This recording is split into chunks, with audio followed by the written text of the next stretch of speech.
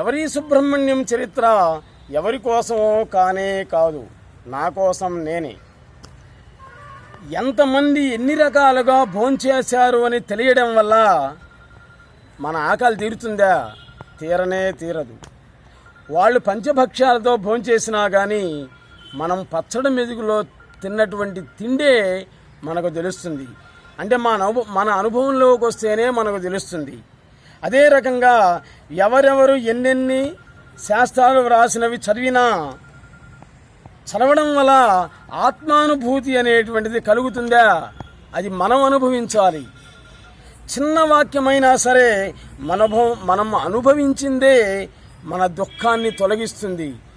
ఎవరో రాసినటువంటి వాడు చదివినందువల్ల దుఃఖం అనేటువంటి తొలగదు. జ్ఞానప్రసూనాల గురించి గురువుగారు చెప్పారు.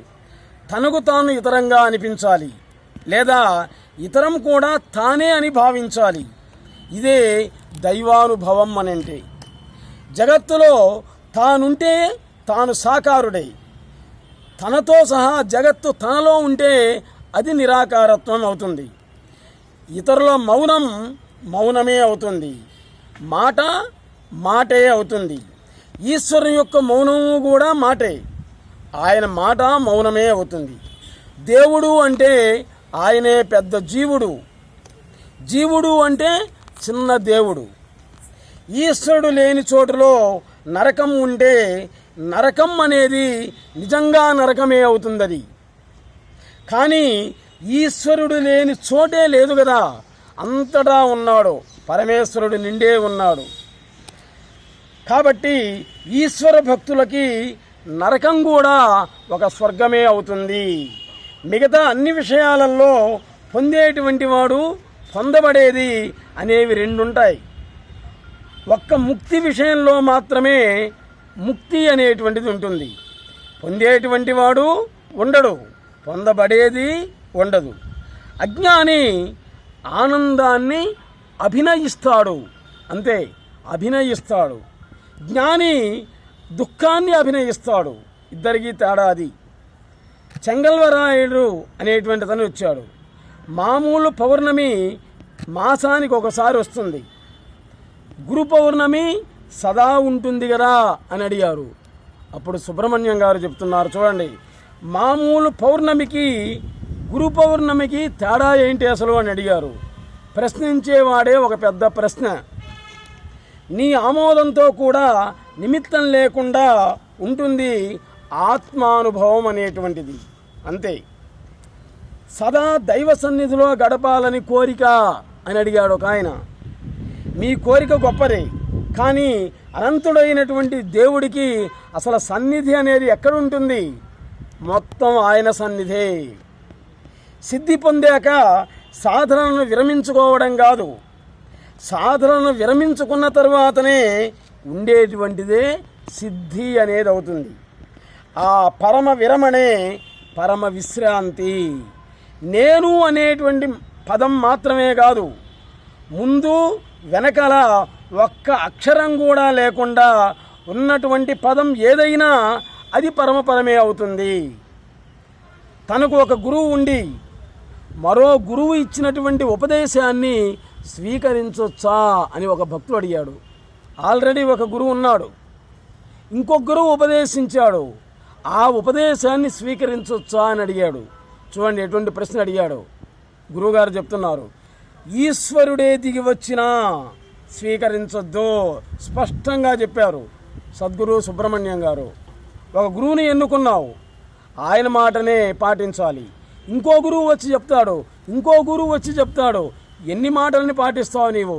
పరమేశ్వరుడే దిగొచ్చి చెప్పినా కానీ ఆయన మాట నువ్వు పాటించకూడదు, మొట్టమొదటి గురువు మాటనే నువ్వు శిరసా వహించాలి అని చెప్పారు.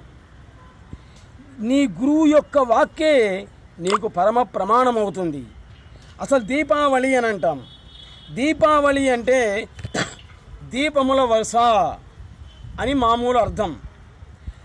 వరుసలుగా కనిపించేటువంటిదే దీపం, వరుసలుగా కనిపించేటువంటి దీపమే దీపావళి అని చెప్పారు గురువుగారు. ఒకరోజు సత్సంగం మౌనంగా ఉండిపోయింది. 2 గంటల తర్వాత గురువుగారు అడిగారు, నిన్నటి సత్సంగానికి ఈరోజు జరిగేటువంటి సత్సంగానికి తేడా ఏంటి అని అడిగారు. నిన్న మాట్లాడుకున్నాం, ఈరోజు మాట్లాడుకోవటంలా, అదే తేడా అని చెప్పారు వాళ్ళు.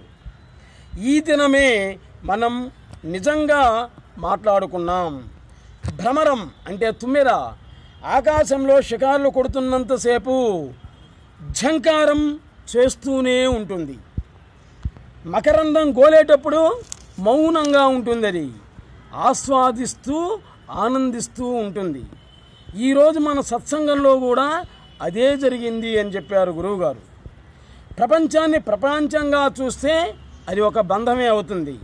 ప్రపంచాన్ని బ్రహ్మంగా చూస్తే అదే మోక్షం అవుతుంది. రమణ మహర్షి అరుణాచలానికి శరణాగతి చెందాడు అంటే రమణ మహర్షి ఖాళీ అయిపోయాడు, ఏమీ లేదు, మొత్తం ఖాళీ అని అర్థం. కానీ ఆ ఖాళీగా ఏమైనా ఉందా? ఉండలే. ఈశ్వరుడే నిండిపోయాడు రమణ మహర్షిలో.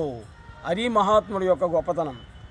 తన గురించి కానీ, ప్రపంచం గురించి కానీ, దేవుణ్ణి గురించి కానీ ఏ ప్రశ్న లేకపోవడమే మోక్షం అవుతుంది. అది అవకాశం అనేటువంటి ఆవరణలో దేశకాలాలు అనేటువంటి గిరుల నడుమ ఆటలాడేటువంటి దేవుడే ఈ జీవుడు. శైలజ అనేటువంటి భక్తురాలు అడుగుతుంది గురువుగారిని, గురువుగారు మీ ఆశీర్వాదం కావాలండి, మీ ఆశీర్వాదం కావాలండి అంది. అప్పుడు ఆయన ఏమన్నాడు, అది ఎప్పుడు లేదో చెప్పమ్మా, ఆశీర్వాదం అనేది ఎప్పుడూ ఉంటూనే ఉంటుంది నీకు అని అడిగారు. శాస్త్రాల వలన దాన్ని పొందొచ్చా అని అడిగారు. పొందిన తర్వాత శాస్త్రం రూఢి అవుతుంది, అంతవరకే శాస్త్ర ప్రయోజనం, అదంతే అని చెప్పారు నిక్కచ్చిగా. జగత్తులో అసహజమైనటువంటి అనవసరమైనటువంటి వస్తువు ఏదీ లేదు, అన్నీ ఉపయోగపడేటువంటివి. జగత్తు యావత్తు సద్వస్తువులో ఉనికి కలిగి ఉన్నది. సద్వస్తువులో ఉన్నది ఏదైనా సరే అది సద్వస్తువే అవుతుంది. దేవుడికి కరువైంది లేక కాదు, చూచేవాడు లేక. రోగులకి డాక్టర్ ఎంత అవసరమో డాక్టర్కి రోగులు కూడా అంతే అవసరం అవుతారు. జీవుడికి దేవుడు ఎంత ముఖ్యమో దేవుడికి కూడా జీవుడు కూడా అంతే ముఖ్యం అవుతాడు. ఆత్మ పొందబడేది కాదు, అది ఆల్రెడీ ఉండేటటువంటిదే ఆత్మ. కర్తృత్వ భావన లేనివాడు వ్యవహారంలో ఉన్నా ఒకటే, సమాధి నిష్టలో ఉన్నా ఒకటే అవుతాడు. అతడే మహాజ్ఞాని. అన్ని నేనులు తానై ఉన్న నేనే నేను అవుతుంది. విద్యుత్ అనేటువంటిది ఒక్కటే, దాని శక్తి అనేకంగా ఉంటుంది. ఆత్మ అనేటువంటిది కూడా ఒక్కటే, దాని శక్తి కూడా అనేకంగా ఉంటుంది. ఉన్న దాంట్లోనే ఉన్నది, ఉన్నట్లున్నది అనేటువంటి ఉనికి కలిగి ఉన్నది. జ్ఞానంలోనే జ్ఞానం ఉంది. అజ్ఞానం అనేవి తెలివి కలిగినటువంటివి. దేవుడిలోనే దేవుడు జీవుడు అనేటువంటి వాళ్ళు ఉన్నారు. ఇద్దరు దోపూచులు ఆడుతూ ఉన్నారు. అసలు నేనెవరిని అని ప్రశ్నించేది గతం మర్చిపోయినటువంటి జీవుడే. నేనెవడిని అని సమాధానం ఇచ్చేది గతం లేనటువంటి దేవుడే అవుతాడు. నీచే చూడబడేటువంటిది ఏదైనా సరే అది నీకంటే గొప్పదేమి కానే కాదు, సమానము కాదు. కిటికీ ద్వారా ఆకాశాన్ని చూసినట్లు గురువు అనే కిటికీ ద్వారా చిత్ అనేటువంటి ఆకాశాన్ని దర్శించడమే సద్గురు సన్నిధి యొక్క పరమ ప్రయోజనం అవుతుంది.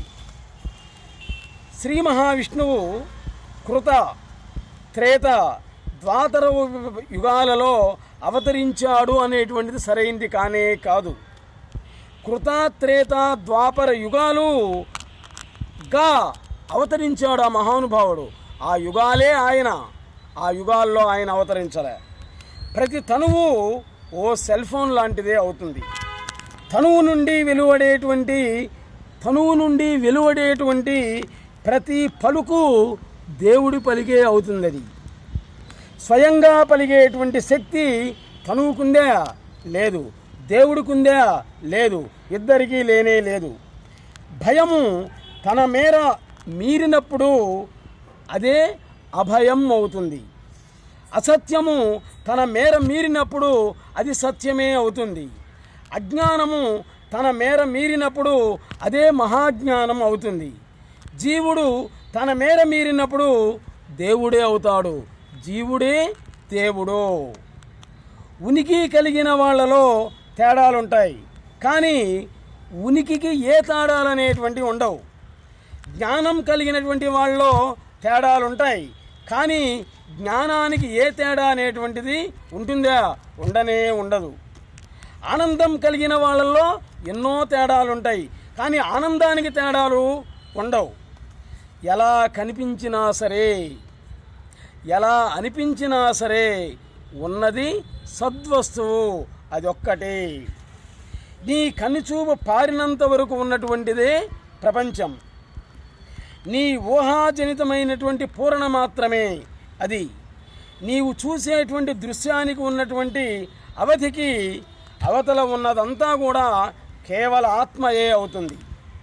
కురిసేటువంటి మబ్బు అప్పటికప్పుడే పుట్టి కురుస్తుంది. కరిచేటువంటి పాము అప్పటికప్పుడే పుట్టి కరుస్తుంది.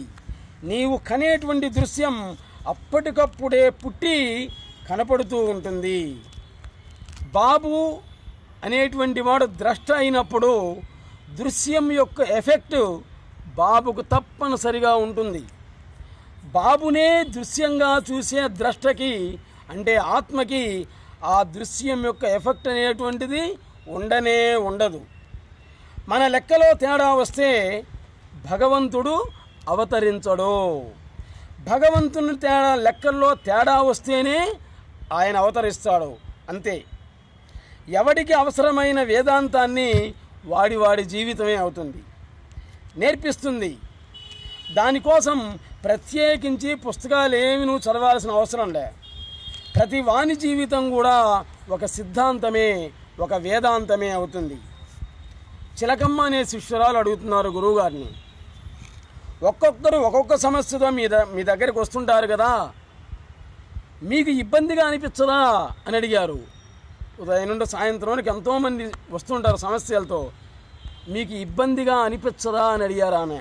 అప్పుడు చెబుతున్నారు ఆయన, ఎవరు ఎవరితో ఏం మాట్లాడుకున్నా సెల్ ఫోన్కి వచ్చినటువంటి ఇబ్బంది ఏంది?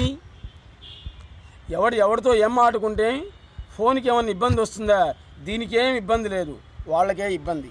అలాగే ఎవరు ఏమేమి నాతోటి చెప్పుకున్నా కానీ నాకు వచ్చినటువంటి ఇబ్బంది ఏమి లేదు. నేను ఫోన్ లాంటి వాడిని. వినేవాడు, సమస్య తీర్చేటువంటి వాడు ఇంకొకడున్నాడు, నేను కాదు. ఆయనే అన్నీ వినేది ఆయనే, తీర్చేది ఆయనే. కేవలం నేను ఫోన్ లాంటి వాడిని అని చెప్పినటువంటి మహాత్ముడు, పరమ గురువు సద్గురు సుబ్రహ్మణ్య